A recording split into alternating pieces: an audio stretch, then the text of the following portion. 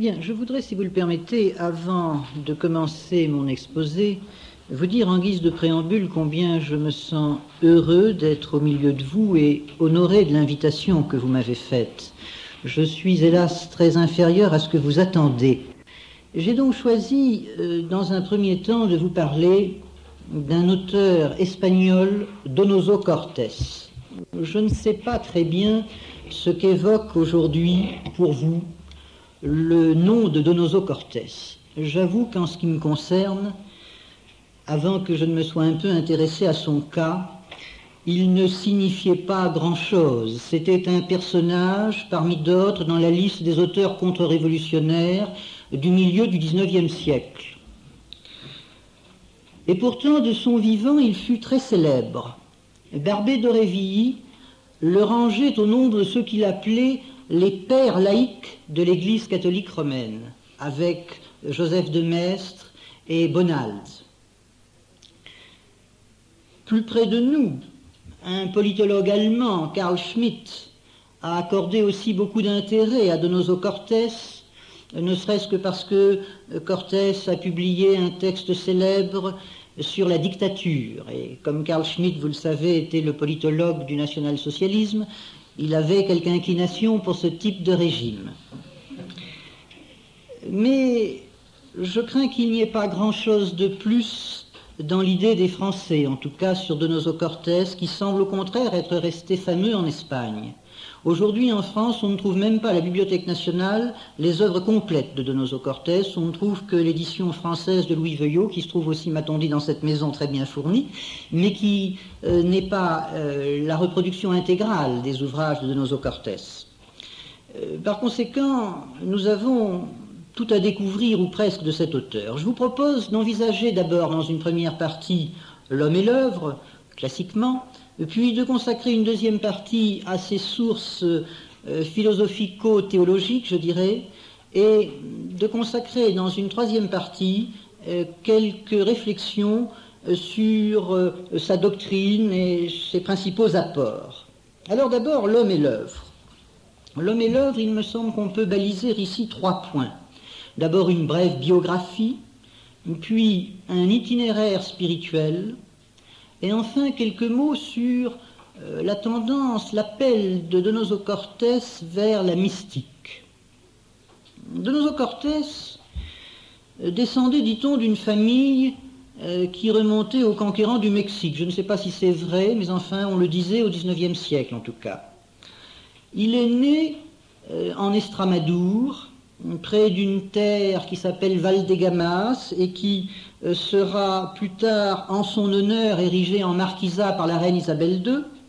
Il naquit le 6 mai 1809 et il mourut presque jour pour jour 44 ans plus tard, une vie donc assez brève, le 3 mai 1853 à Paris. De sa vie, nous ne savons pas grand-chose, à vrai dire, parce que Donoso Cortés était d'une nature extrêmement pudique et timide et qu'il répugnait à se confier. Lorsque Louis Veuillot lui demanda quelques précisions pour le public, disait-il, Cortés répliqua qu'il ne lui convenait pas de poser pour le public et que, entre lui et moi, disait-il, il ne peut y avoir d'autre rapport que ceux que Dieu a établis entre le démon et la femme, c'est-à-dire des rapports d'inimitié. Donoso avait donc horreur de se mettre en avant, et lui, qui fut un orateur distingué, avait surtout le goût du silence, d'un silence monastique auquel il aspirait. On sait néanmoins qu'il eut une jeunesse très studieuse, très douée. Dès 1820, on le trouve entrant à Salamanque, où il suit un cursus tout à fait classique, littéraire, philosophique, historique. Puis on le trouve à Cáceres. Et en 1823, donc encore fort jeune, il fait la connaissance d'un personnage qui s'appelle Juan Quintana et qui était un peu le grand doctrinaire de l'esprit du siècle en Espagne.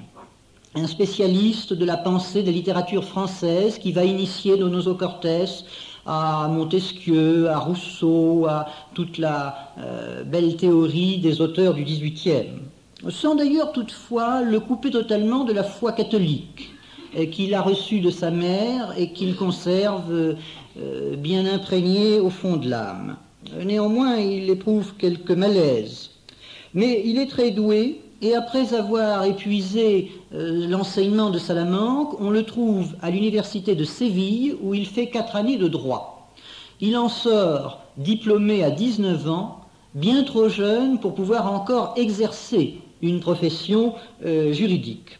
Et alors on lui offre, ce qui est assez exceptionnel étant donné son âge, on lui offre une chaire de littérature à son ancien collège de Cacérès, où il revient avec beaucoup de plaisir, mais comme il s'agit d'un cours libre, on ne se bouscule pas pour l'écouter. Il va néanmoins trouver là 2 auditeurs attentifs, celui qui sera son futur éditeur en Espagne et celle qui deviendra sa femme. Il se marie en effet en 1830, il aura d'ailleurs une fille peu de temps après, mais malheureusement et la fille et la mère meurent successivement et en 1835, Donoso Cortés se retrouve seul dans la vie. Il va alors s'intéresser à la politique de son pays qui est extrêmement chaotique à l'époque où nous sommes. Vous savez qu'en 1830, le roi Ferdinand VII, qui s'était remarié en 4e noces avec la ravissante princesse Marie-Christine de Bourbon, dont il avait eu 2 filles, avait quelque peu modifié la loi de dévolution de la couronne en Espagne afin de permettre à ses filles de succéder. En 1832, en septembre 1832, Ferdinand VII tombe malade. Alors son frère, qui était l'héritier présomptif avant que la loi salique ne soit abolie, fait pression sur lui avec tout son entourage pour lui faire rapporter cette mesure fâcheuse. Et Ferdinand VII malade cède. Mais il s'agit d'une espèce de journée des dupes, car il parvient à retrouver la santé et aussitôt remis, naturellement, il retombe sous l'influence de sa femme, qu'il fait régente, et il cesse de s'entendre avec son frère Don Carlos, qui est envoyé en exil au Portugal. L'année suivante, en 1833, Ferdinand VII meurt, et alors on a une reine enfant, Isabelle II, et une régence de Marie-Christine. Les carlistes, ou futurs carlistes, se trouvent écartés. Mais une guerre civile couve, elle va éclater. Quelle est l'attitude de Donoso Cortés en cette affaire? Eh bien, dès l'année 1832, Donoso Cortés a fait son choix. Il s'est rangé résolument, sous l'influence peut-être de Quintana, dans le camp des libéraux, dans le camp de ceux qui soutiennent Isabelle II et la régente Marie-Christine.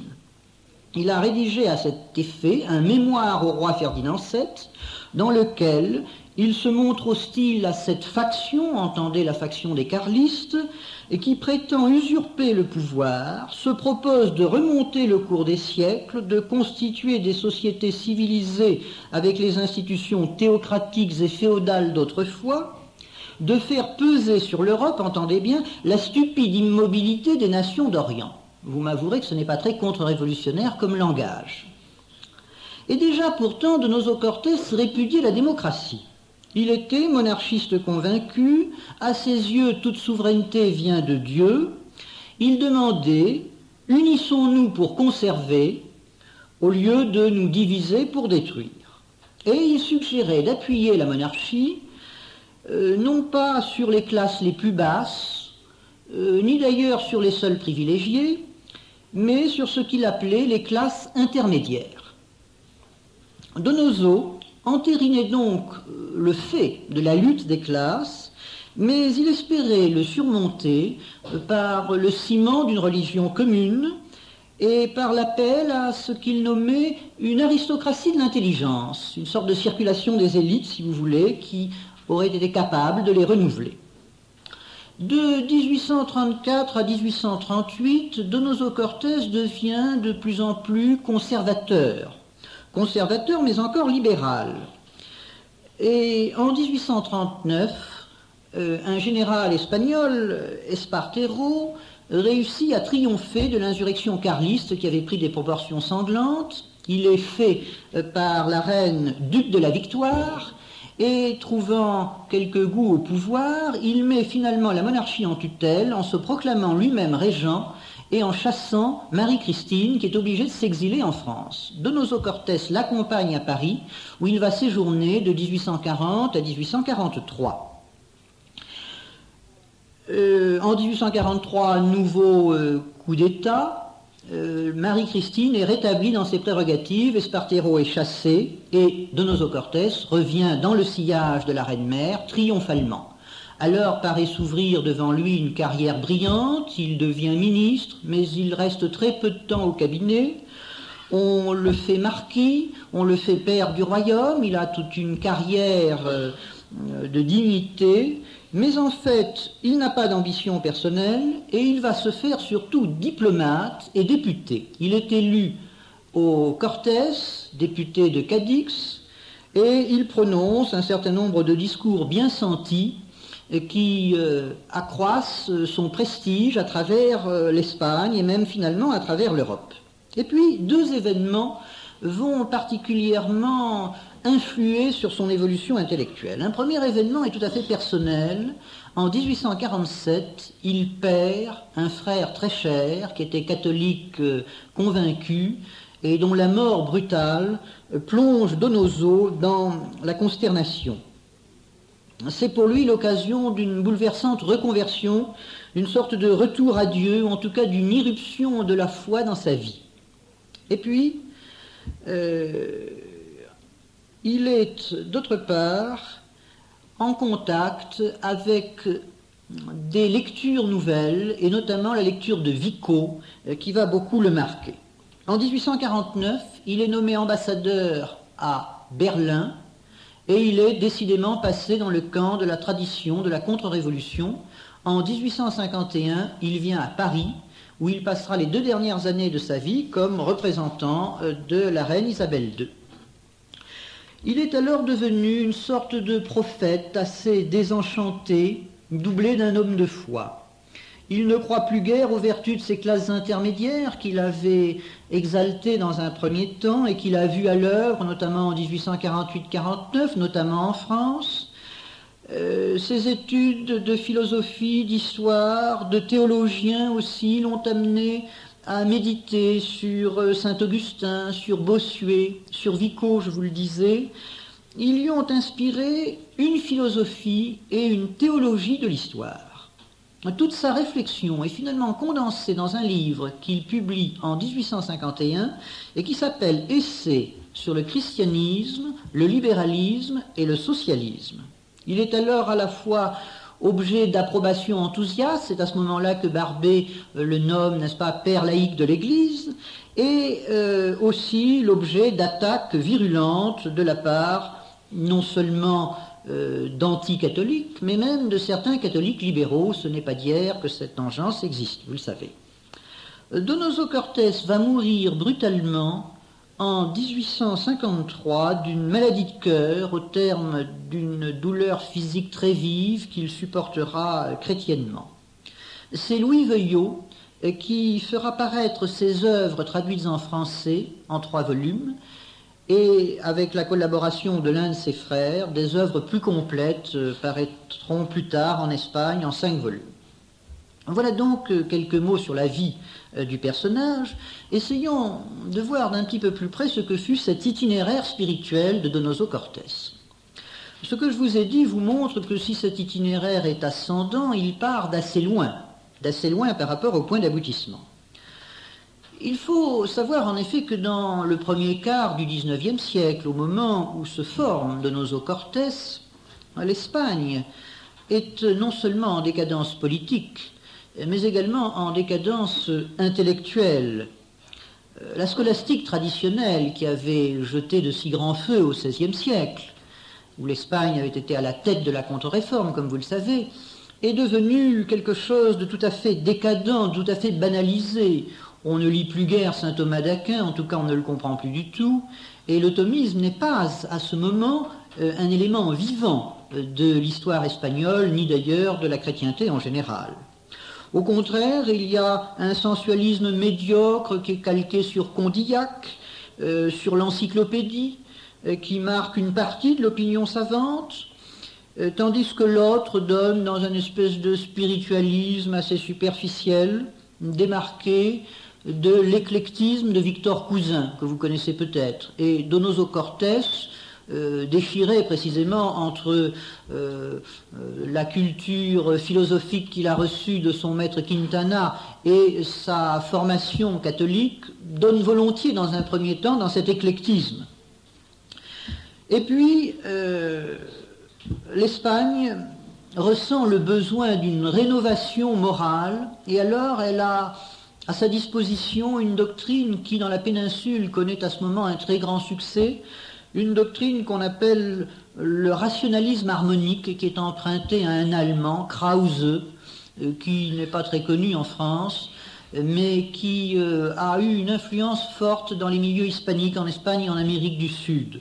Ce Krause, c'est un personnage qui est diffusé en Espagne par Julián Sanz del Río et qui aboutit à une espèce de libéralisme moderniste avec une petite pointe de tradition pour faire bonne mesure.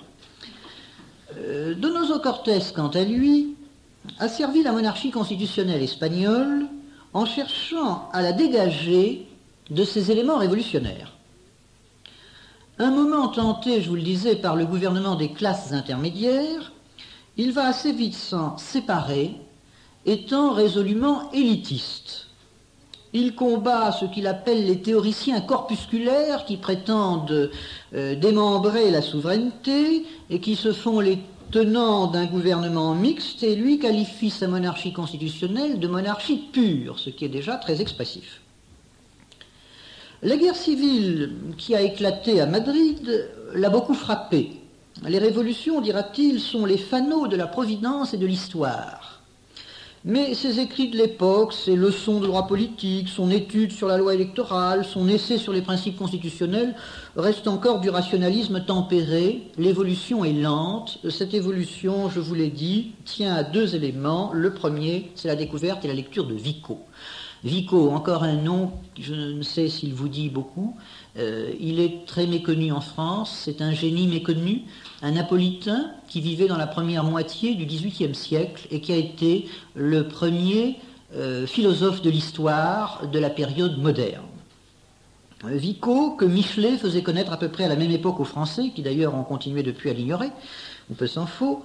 Vico a beaucoup marqué Donoso Cortés par sa philosophie de l'histoire précisément, et c'est chez lui que Donoso aura confirmation d'une intuition de ce que l'on appelle l'hétérogénèse des fins.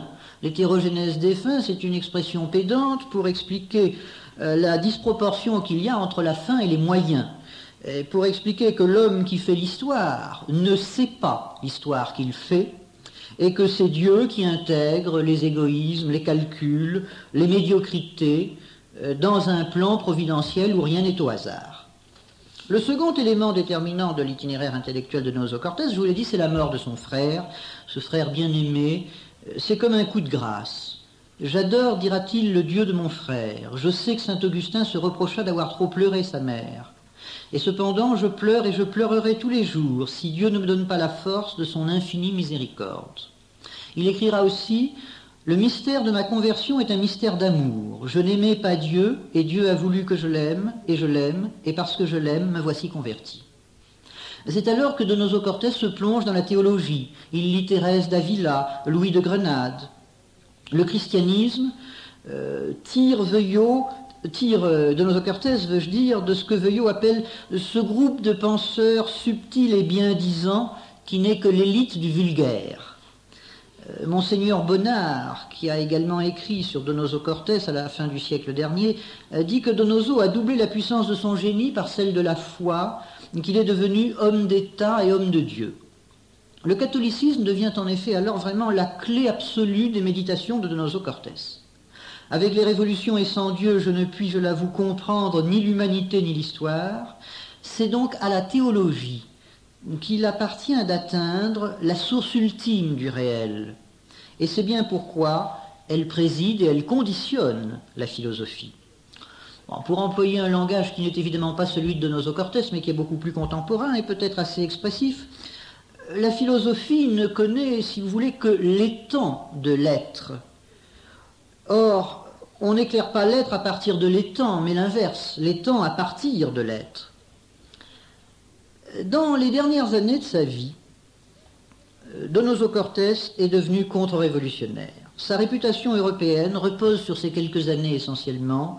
Elle tient à peu de choses. Ses écrits se ramènent à un livre unique laissé sur le christianisme, à quelques discours parlementaires, à quelques cours plus ou moins fragmentaires et à une correspondance diplomatique ou personnelle.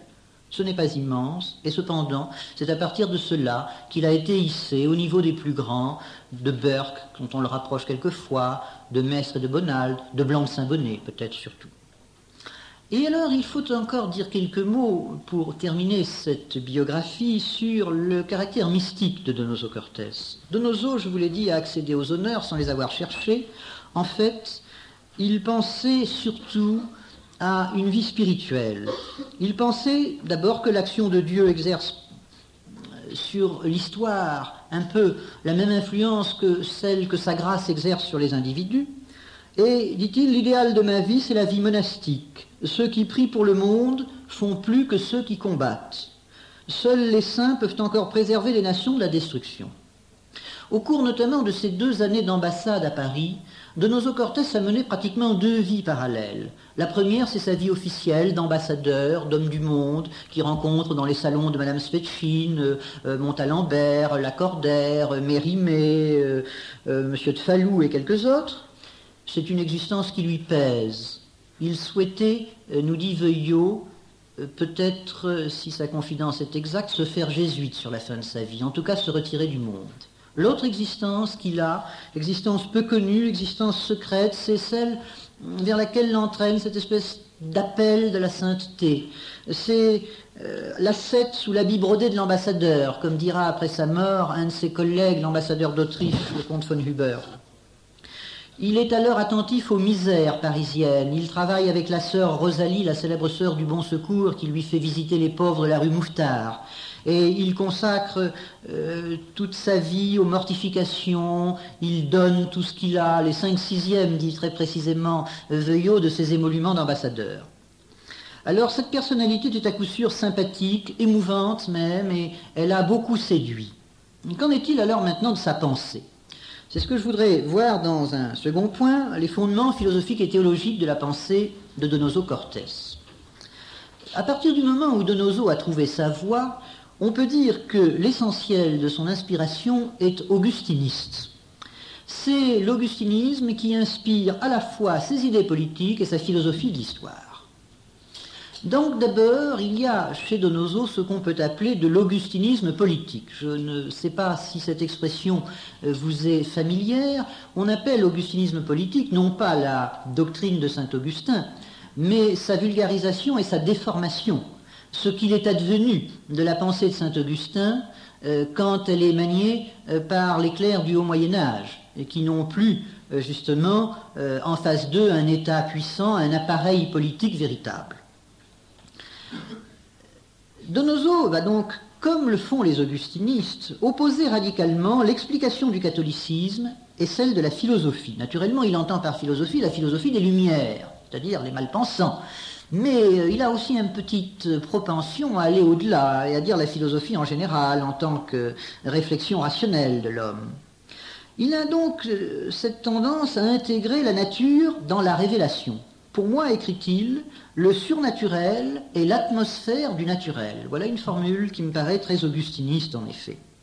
Entre la civilisation catholique et ce qu'il appelle la civilisation philosophique, nous dirions peut-être naturaliste, il y a un antagonisme absolu. L'une est l'erreur, l'autre est la vérité. L'une est le mal, l'autre est le bien. Je crois, écrit-il, que la civilisation catholique contient le bien sans mélange de mal, et que la civilisation philosophique contient le mal sans mélange d'aucun bien. Et alors, voici un passage un petit peu plus détaillé qui me paraît en effet tout à fait typique de son augustinisme. Dans son infirmité, l'entendement humain ne peut inventer la vérité ni la découvrir, mais il la voit quand on la lui présente. De même, dans son infirmité, la volonté ne peut vouloir le bien ni le faire si elle n'est aidée, et elle ne peut l'être que si elle est sujette et réprimée. Les choses étant ainsi, il est clair que la liberté de discussion conduit nécessairement à l'erreur, comme la liberté d'action conduit nécessairement au mal. La raison humaine ne peut voir la vérité si une autorité infaillible et enseignante ne la lui montre. La volonté humaine ne peut ni vouloir ni faire le bien si elle n'est réprimée par la crainte de Dieu. Et quand la raison s'émancipe de l'Église, l'erreur et le mal règnent sans obstacle dans le monde. Et Donoso Cortés continuait, du problème théorique, passons au problème pratique. De ces deux civilisations, la catholique et la philosophique, laquelle remportera la victoire? Réponse: je réponds sans que ma plume hésite, sans que mon cœur tremble, sans que ma raison se trouble, la victoire appartiendra incontestablement à la civilisation philosophique. L'homme a voulu être libre, il le sera, il abhorre les liens, ils tomberont tous en poussière à ses pieds. Un jour, pour essayer sa liberté, il a voulu tuer son Dieu, ne l'a-t-il pas fait? N'a-t-il pas crucifié entre deux voleurs son Dieu? Des légions d'anges sont-elles descendues du ciel pour défendre le juste mourant sur la terre? Eh bien, pourquoi descendraient-elles aujourd'hui qu'il s'agit non pas du crucifiement de Dieu, mais du crucifiement de l'homme par l'homme? Il s'agit ici d'une question très grave. Il s'agit rien moins que de vérifier quel est le véritable esprit du catholicisme touchant les vicissitudes de cette lutte gigantesque entre le mal et le bien, ou comme disait saint Augustin, entre la cité de Dieu et la cité du monde. Quant à moi, je tiens pour prouvé évident qu'ici-bas, le mal finit toujours par triompher du bien, et que le triomphe sur le mal est réservé, si l'on peut s'exprimer ainsi, à Dieu personnellement. Alors si on objectait que dans cette perspective toute lutte devient inutile, Donoso répondait: la lutte peut atténuer, peut adoucir la catastrophe, et puis pour nous qui nous faisons gloire d'être catholiques, la lutte c'est l'accomplissement d'un devoir et non pas le résultat d'un calcul, donc il faut quand même lutter. Alors comment Donoso Cortés a-t-il passé de la philosophie à la théologie de l'histoire? C'est ce que je voudrais vous dire maintenant. Dans ses premiers écrits, et cela dès 1829, Donoso Cortés a refusé de considérer l'histoire comme une simple chronique, comme une simple description. Seulement, il constatait bien que les faits sont complexes et qu'il est délicat de les interpréter. Alors, il a commencé par avoir cette intuition de l'hétérogénèse des fins. Il explique, par exemple, que Charles VIII envahissant l'Italie, ou bien les croisés de 1204 qui, vous le savez, vont s'égarer jusqu'à prendre Byzance, n'est-ce pas, au lieu d'aller sur Jérusalem, n'ont pas eu dessein de se civiliser en faisant ces opérations. Et pourtant, c'est bien en allant en Italie ou en allant à Byzance qu'ils se sont effectivement civilisés. Preuve que par conséquent, des actes inspirés par la cupidité, par l'intérêt, par l'ambition personnelle, peuvent, à l'insu de leurs auteurs, servir au dessein de Dieu. C'est ce que Hegel, n'est-ce pas, appelait les ruses de la raison. Les ruses de la raison, ces démarches inspirées par la passion qui néanmoins finissent par travailler au service de la raison. À partir de 1837, Donoso Cortés a découvert Vico. Et alors, avec Vico, il a véritablement trouvé une méthode historique qui le passionne. Il voit en Vico, en effet, l'origine du renouvellement des études historiques du XIXe siècle. C'est quelque chose de très important. Vous savez qu'il y a non seulement une philosophie de l'histoire, mais une science historique, notamment allemande, qui prend un essor considérable au XIXe siècle. Et Donoso Cortés explique que, par exemple, les historiens allemands en savent beaucoup plus long que les historiens de Rome contemporains de la ville éternelle quand il s'agit de l'histoire romaine. Pourquoi? Eh bien parce que grâce à Vico, on a désormais une méthode, une science nouvelle, qui permet d'expliquer l'histoire, de la décrypter en quelque sorte. Non seulement l'histoire dans ce petit contenu étriqué que nous connaissons directement, mais l'histoire en amont et en aval. L'histoire en amont, c'est-à-dire tout ce qui vient, par exemple, des fables, des mythes, que Vico s'est efforcé d'expliquer. Et puis en aval, parce qu'il y a un sens de l'histoire, parce qu'il y a une finalité à l'histoire. L'histoire est providentielle, et si on arrive à pénétrer ce sens divin de l'histoire, on sait rendre compte de son déroulement. Il y a donc, disait Vico, une histoire idéale éternelle. Une histoire idéale éternelle qui se déroulait sous la forme d'une sorte de spirale. Vous aviez un peu comme chez Auguste Comte, si vous voulez, trois moments, trois états, un âge divin, un âge héroïque et un âge humain, et qui se succédaient non pas par une reproduction à l'identique, mais par une espèce de spirale, c'est-à-dire qu'il y a un progrès, n'est-ce pas, qu'il y a une ascension de l'histoire vers, finalement, disons, vers la cité de Dieu, si vous voulez, car Vico était un croyant, était un chrétien. Mais alors cette manière de réhabiliter l'histoire chez Vico s'opposait à la théorie cartésienne de la connaissance. Vico, en effet, contre l'individualisme, le rationalisme cartésien, les idées claires et distinctes perçues par l'individu, réhabilitait cette forme de connaissance qui nous vient de la tradition, qui nous vient des faits historiques. Dans un premier temps, Donoso Cortés a utilisé Vico, l'a suivi scrupuleusement. Et puis il en est venu à insister surtout sur l'expiation à laquelle Dieu condamne les nations infidèles. Et il interprète alors la loi vickienne des retours, des ricorsi, non pas comme spirale, mais plutôt comme une sorte de retour au point de départ jusqu'à ce qui sera l'apocalypse finale. Interprétation radicalement pessimiste par conséquent, à laquelle l'a mené le spectacle des révolutions sanglantes de l'Europe de son temps.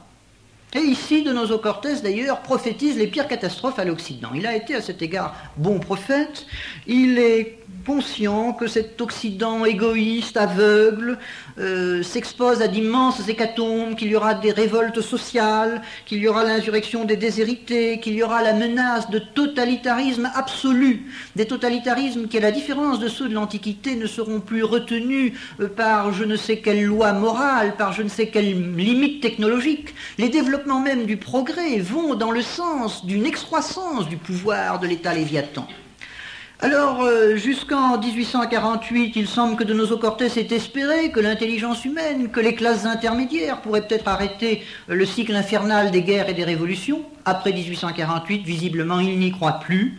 Après 1848, il conclut, je le cite, « au triomphe naturel du mal sur le bien et au triomphe surnaturel de Dieu sur le mal, au moyen d'une intervention directe, personnelle et souveraine. » Aussitôt accusé de manichéisme, il va se défendre en soulignant que le mal, comme le bien, résulte d'une option de la volonté libre des créatures raisonnables. Si Dieu avait créé évidemment un univers d'automates réglé sur le bien, cette question ne se serait pas posée. Mais il fallait que Dieu offrît un libre choix aux créatures.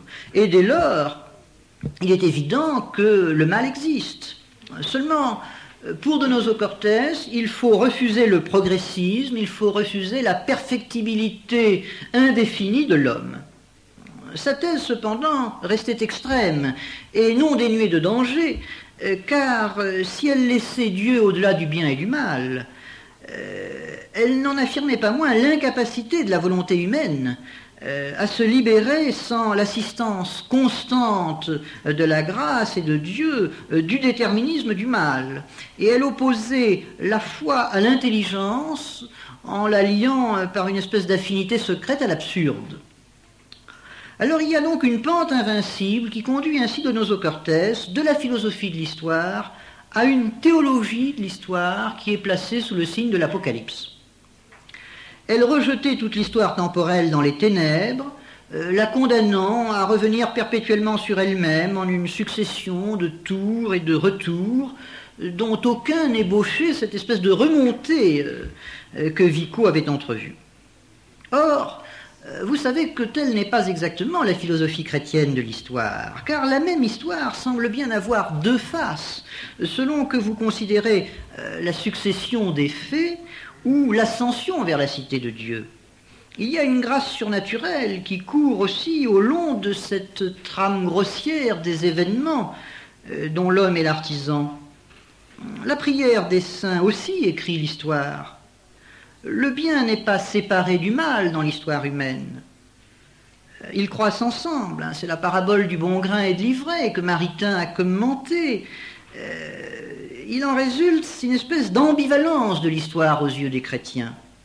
Saint Grégoire le Grand disait « La volonté de Satan est toujours inique, mais son pouvoir n'est jamais injuste, car les iniquités qu'il se propose de commettre, Dieu les permet en toute justice. » Et commentait Maritain, le diable est un peu comme un vampire qui serait accroché au flanc de l'histoire, et l'histoire continue d'avancer ainsi avec le diable sur ses flancs. Et c'est quand même une avance. C'est seulement dans le royaume de la grâce que le diable n'aura plus de part. Mais il prend part à la marche du monde, et même en un sens, on peut dire qu'il la précipite. Ne serait-ce que parce qu'il est avide du mieux, dans la mesure où, à ses yeux, le mieux est l'ennemi du bien. Et l'ennemi de Dieu est d'ailleurs finalement au service de Dieu. Vous savez bien que Dieu est servi par ses martyrs, mais qu'il est aussi servi par ses bourreaux qui font les martyrs. Hétérogénèse des fins, là aussi. On voit donc combien l'idée chrétienne du progrès est une idée subtile, délicate. Ce n'est évidemment pas ce progrès à la Condorcet, ce progrès linéaire, du toujours plus qui fait que aujourd'hui est mieux qu'hier et mieux qu'avant-hier et bien moins que demain. Ça, c'est le progrès que condamne à bon droit de nos Cortés et qui nous vient de la philosophie des Lumières. Mais ce n'est pas non plus la négation, le pessimisme radical de tout progrès. Le cercle à l'antique, le serpent qui se mord la queue, n'est-ce pas, et qui ne sort pas de ce cercle fermé. Alors, voyons maintenant, si vous le voulez, dans une dernière partie, quelques aspects de la doctrine de Donoso Cortés. J'en retiendrai deux. D'abord, des idées politiques, et ensuite, une petite analyse de son essai sur le christianisme, son seul livre, son grand livre d'ailleurs. De ces idées politiques, que vous dirais-je ?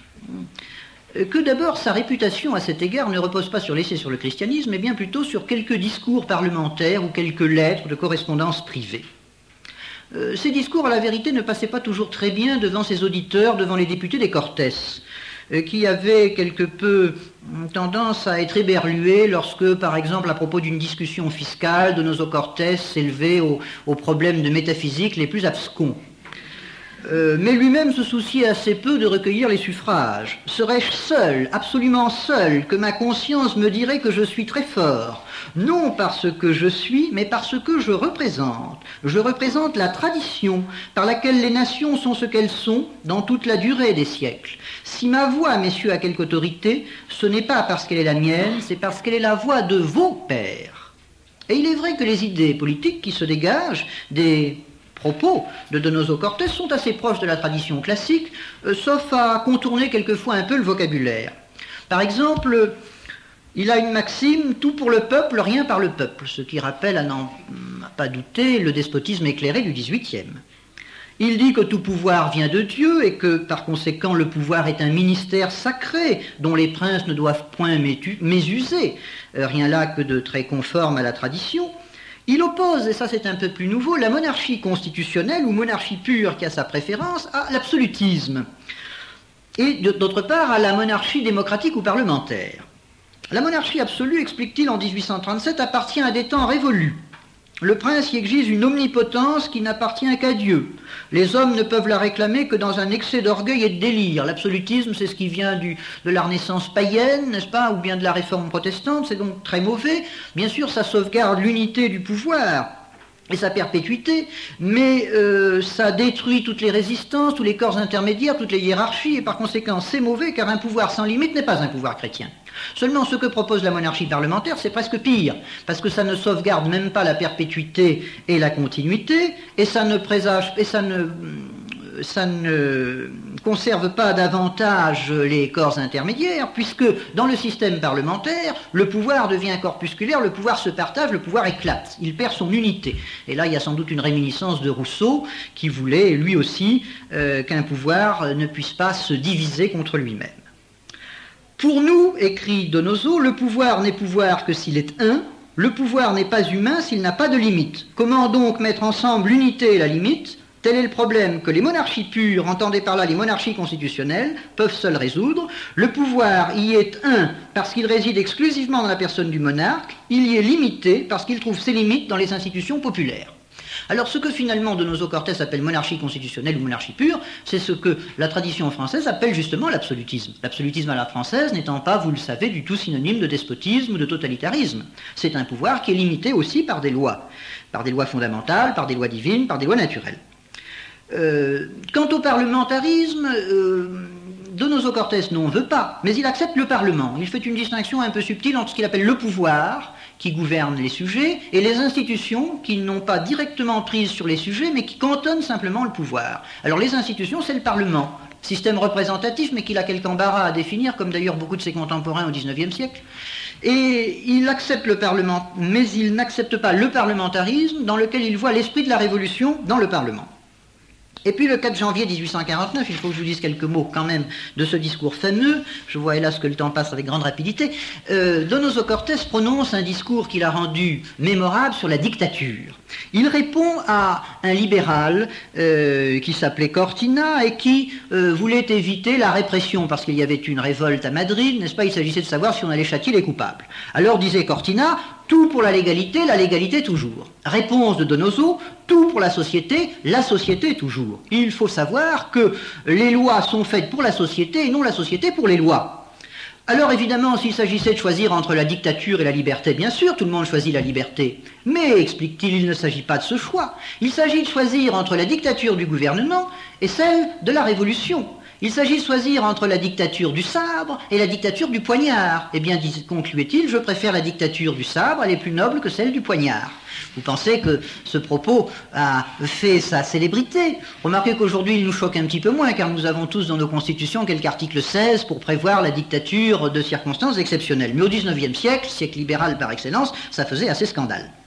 Cette apologie de la dictature du salut public, il la complète en expliquant que les révolutions sont le fait des peuples riches, des peuples libres et non pas des peuples esclaves. Les esclaves peuvent faire des guerres serviles, peuvent faire des révoltes, ils ne font pas des révolutions. Alors là aussi, ça a beaucoup ébahi ses auditeurs progressistes et gauchistes quand il leur a sorti ça. Il leur a dit également que la liberté était morte et qu'on allait au despotisme. La gauche ignore la direction de la civilisation et du monde. Elle croit qu'ils avancent quand ils rétrogradent. Le monde marche à grands pas vers la constitution d'un despotisme le plus gigantesque et le plus destructeur que les hommes aient jamais vu. C'est écrit en 1849, avouez quand même que c'est assez bien vu.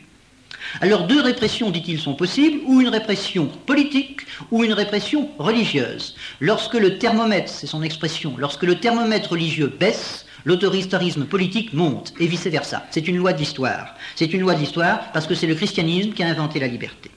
Quant à la révolution, elle a été faite en définitive par les riches et pour les riches, contre les rois et contre les pauvres. Et alors ici, Donoso, qui est un conservateur, mais aussi un traditionnaliste, c'est-à-dire un homme très ouvert, finalement généreux, soucieux de justice sociale.